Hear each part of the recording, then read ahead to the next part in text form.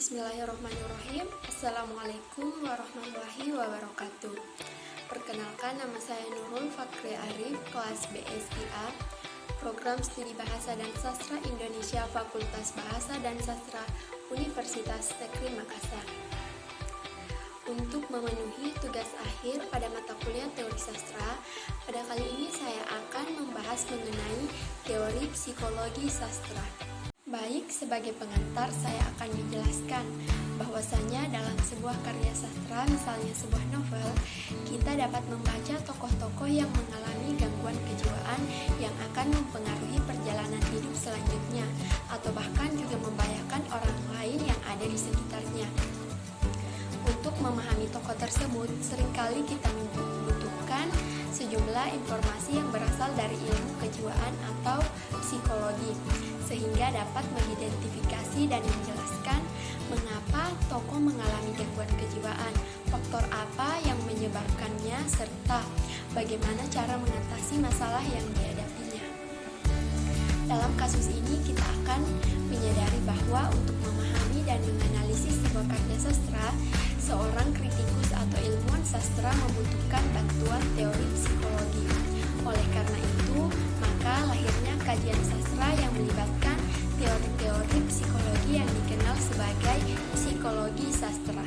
Perkembangan kajian sastra yang bersifat interdisipliner telah mempertemukan ilmu sastra dengan berbagai macam ilmu lain, salah satunya psikologi. Pertemuan tersebut telah melahirkan pendekatan dalam kajian sastra, yakni psikologi sastra. Di samping itu juga melahirkan berbagai kerangka teori yang dikembangkan dari hubungan antara sastra dengan berbagai disipliner tersebut, seperti psikoanalisis atau psikologi sastra, psikologi pengarang, psikologi pembaca. Jadi, psikologi sastra lahir sebagai salah satu jenis kajian sastra yang digunakan untuk membaca dan menginterpretasikan karya sastra, pengarang karya sastra dan pembacanya dengan menggunakan berbagai konsep dan kerangka teori yang ada dalam psikologi. Ketika digunakan dalam kerangka ilmu sastra, maka sastra mengacu pada salah satu cabang ilmu pengetahuan yang mengkaji karya sastra sebagai objek formalnya secara bersistem dan terorganisir. Dalam karya sastra yang menggunakan pendekatan psikologi sastra inilah hubungan antara sastra dan psikologi terjadi. Peneliti atau kritikus sastra membaca dan mengkaji karya sastra, pengarang yang menciptakannya dan pembaca yang mengalami berbagai proses kejiwaan ketika membaca dan menanggapi karya yang dibacanya dengan menggunakan konsep-konsep yang terdapat dalam psikologi.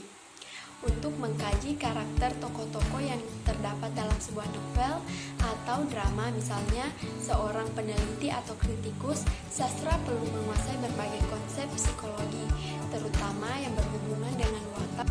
Jadi, psikologi sastra merupakan salah satu kajian sastra yang bersifat interdisipliner, karena memahami dan mengkaji sastra dengan menggunakan berbagai konsep dan kerangka teori yang ada dalam lingkungan psikologi. Psikologi sastra mempunyai 4 kemungkinan pengertian, yaitu studi psikologi pengarang sebagai tipe atau sebagai pribadi, proses kreatif, studi tipe dan hukum-hukum psikologi yang diterapkan pada karya sastra, dan mempelajari dampak pada para pembaca. Latar belakang muncul dan berkembangnya psikologi sastra. Latar belakang munculnya pendekatan psikologi sastra disebabkan oleh meluasnya perkenalan sarjana-sarjana sastra dengan ajaran-ajaran Freud yang diterbitkan dalam bahasa Inggris, terutama The Interpretation of Dreaming atau penafsiran mimpi dan Three Contributions to a Theory of Sex, 3 karangan tentang teori seksualitas dalam dekade menjelang Perang Dunia. Pendekatan psikologi sastra antara lain dirintis oleh Rickard melalui bukunya yang berjudul Principle of Literative Criticism. Dalam buku tersebut, Rickard mencoba menghubungkan kritik sastra dengan uraian psikologi semantik. Dijelaskan olehnya, pengertian hakikat pengalaman sastra yang terpadu sebagaimana diajarkan oleh psikologi Gestalt dan pembaruan bahasa kritik sastra. Menurutnya, Bahasa kritik sastra mendukung pandangan bahwa karya sastra sebagai suatu objek estetik tidak mempunyai pengaruh, sebab karya sastra tidak lain adalah sebuah pengalaman pribadi pembacanya. Ricard menentang idealisme estetik atau pendirian seni untuk seni dengan mementingkan daya komunikasi karya seni. Menurutnya, seni yang berarti hanyalah seni yang mampu berkomunikasi. Dalam hal ini, nilai karya seni terletak pada kemampuannya menjalin sikap-sikap yang saling bertentangan secara efisien. Oleh pandangannya tersebut, Ricard disebut sebagai bapak poetika ketegangan oleh Mipsat dan Brooks. Dalam hal ini, karya seni termasuk sastra haruslah mendamaikan pertentangan atau nilai-nilai yang berlawanan, seperti baik dan buruk, jahat dan berbudi. Perdamaian inilah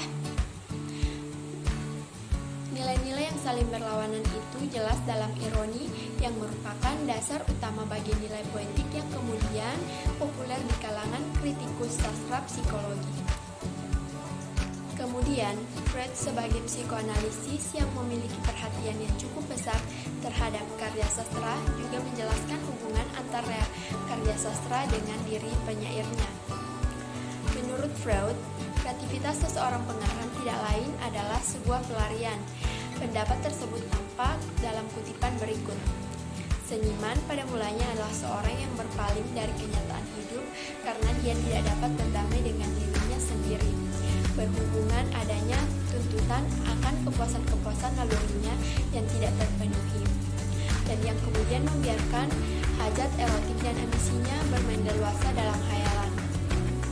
Dengan bakatnya yang istimewa, dia menjalin hayalan-hayalannya menjadi suatu kenyataan hidup baru yang oleh orang-orang lain disebut sebagai cerminan hidup yang berharga. Dalam catatan proses kreatifnya, sejumlah pengarang Indonesia yang dilihat dari proses kreatif NST tahun 2009 mengakui bahwa mereka menulis karya sastra karena memadukan antara realitas dan imajinasinya. Pendapat Freud bahwa seorang pengarang menjalin hayalan-hayalan menjadi suatu kenyataan hidup baru yang bisa dipahami sebagai salah satu bentuk pelarian dari kenyataan yang sesungguhnya. Ternyata secara nyata juga dialami oleh beberapa pengarang di Indonesia. Kritikus lain yang menggunakan psikologi sastra yaitu Carl Kijang dengan pendekatan mitos dan arketipe atau keinsanan purba, seperti yang dikemukakan oleh Harjana pada tahun 1984, bahwa dalam kritik sastra, istilah keinsanan purba dimaksudkan untuk menunjuk jenis atau tipe perwatakan, pola jalinan cerita atau lukisan yang kerap berulang dalam sastra, cerita rakyat yang dapat menggetarkan kegairahan hati pembaca karena menyentuh, memantul, dan bertentangan dengan suatu citra yang sudah terdapat dan hidup dalam alam bawah sadar jiwa pembaca yang bersangkutan. Psikologi pengarang. Psikologi pengarang merupakan salah satu wilayah psikologi kesenian yang membahas aspek kejiwaan pengarang sebagai suatu tipe maupun sebagai seorang pribadi. Dalam kajian ini yang menjadi fokus kajiannya adalah aspek kejiwaan pengarang yang memiliki hubungan dengan proses lahirnya karya sastra. Karena memfokuskan kajiannya pada aspek kejiwaan pengarang selaku pencipta karya sastra, psikologi pengarang memiliki hubungan dengan pendekatan ekspresif. Pendekatan ekspresif memfokuskan kajian dengan cara yang mirip dengan mengkaji keberadaan pengarang selaku pencipta karya sastra. Jika dicermati, pendekatan ekspresif ini lebih luas pembahasannya karena tidak hanya terbatas pada aspek kejiwaan pengarang, tetapi juga latar belakang sosial budaya tempat pengarang dilahirkan dan juga berkarya. Dalam hal ini, dapat dikatakan bahwa psikologi pengarang sebenarnya merupakan salah satu wilayah kajian dalam pendekatan ekspresif. Oleh karena itu, memisahkan keduanya pada kasus pengarang dan karya tertentu seringkali tidak memungkinkan. Psikologi karya sastra. Dengan memfokuskan pada karya sastra, terutama fakta, cerita dalam sebuah fiksi atau drama, psikologi sastra mengkaji tipe dan hukum-hukum psikologi yang diterapkan pada karya sastra. Untuk melakukan kajian ini, ada dua cara yang dapat dilakukan. Yang pertama pertama melalui pemahaman teori-teori psikologi. Kemudian diadakan analisis terhadap karya sastra. Yang kedua, dengan terlebih dahulu menentukan sebuah karya sastra sebagai objek penelitian. Kemudian ditentukan teori-teori psikologi yang dianggap relevan untuk melakukan analisis karya sastra. Baik, sebagai pembahasan yang terakhir yaitu psikologi pembaca. Psikologi pembaca merupakan salah satu jenis kajian psikologi sastra yang memfokuskan pada pembaca, di mana saat membaca dan menginterpretasikan karya sastra mengalami berbagai situasi kejiwaan. Yang menjadi objek kajian dalam psikologi pembaca adalah pembaca yang secara nyata membaca, menghayati, dan menginterpretasikan karya sastra. Sebagai manusia yang memiliki aspek kejiwaan, maka ketika membaca, menghayati, dan menginterpretasikan karya sastra yang dibacanya, pembaca akan mengadakan interaksi dan dialog dengan karya sastra yang dibacanya. Karena memiliki jiwa dengan berbagai rupa emosi dan rasa, maka ketika membaca sebuah novel atau menonton sebuah pementasan drama, kita sangat mungkin ikut bersedih, gembira, jengkel, bahkan juga menangis karena tersentuh oleh pengalaman dan nasib tokoh fiktif.